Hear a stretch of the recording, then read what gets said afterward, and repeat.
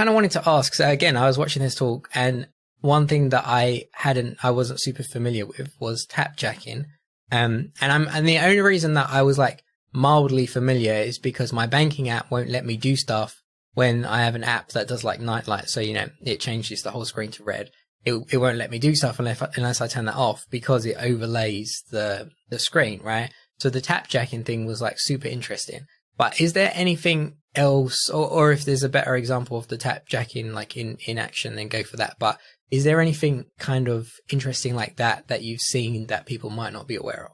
So I think a common approach. So for those that don't know what tap jacking is, essentially it's hijacking your phone and performing actions on it as if you were sort of performing those actions yourself. So it's as if it's sort of like a ghost doing it. And it's quite scary when you see videos of it, because it's done so quickly. You can hardly notice it sometimes. And the way that's done is really interesting, actually. It's an abuse of the accessibility framework that Android offers. So many of you listening will probably maybe use an accessibility feature of some sort. It could be using a larger font, it could be a screen reader, it could be whatever. But a lot of apps, basically, when you have an accessibility app, you want essentially full control of a device to be able to provide accessibility features. And for years and years, that framework has been abused, and it's actually becoming a lot more locked down, I think, in future. I can't remember the specifics, but for sure, it's Android has acknowledged this, and they certainly are adding more permissions surrounding giving apps accessibility control. And that's essentially how malicious apps do tap jacking, is that they will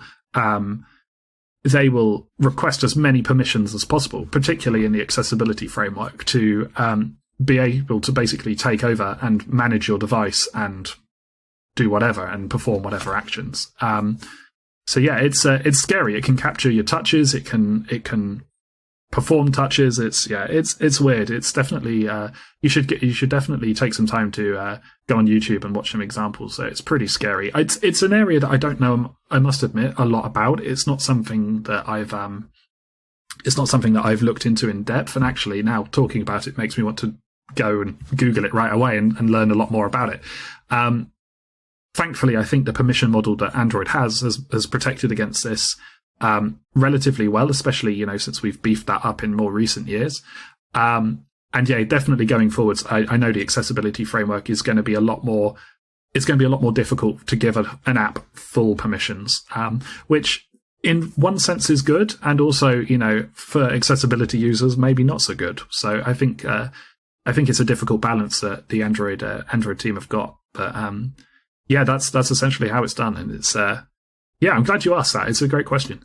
Yes, it's super interesting, because I have an app that used to require accessibility services because it reads notifications. And then, at some point they introduced notification service, and so you didn't have to do that anymore. But when I did have that, there was no like, I need this service or I need this permission to just be able to read your notifications. It was just blanket permission. I need access to your entire device, yes or no. And so like, it's cool that that's changed, but I didn't think about the different ways it could be used. And then I was watching that video where, it's overlaying like a contacts app or something, and it's just like, dialing the buttons for you. And I was like, oh, that's super. It's one of those things where it's like, you want to go and build something that does it just so you can see how it works.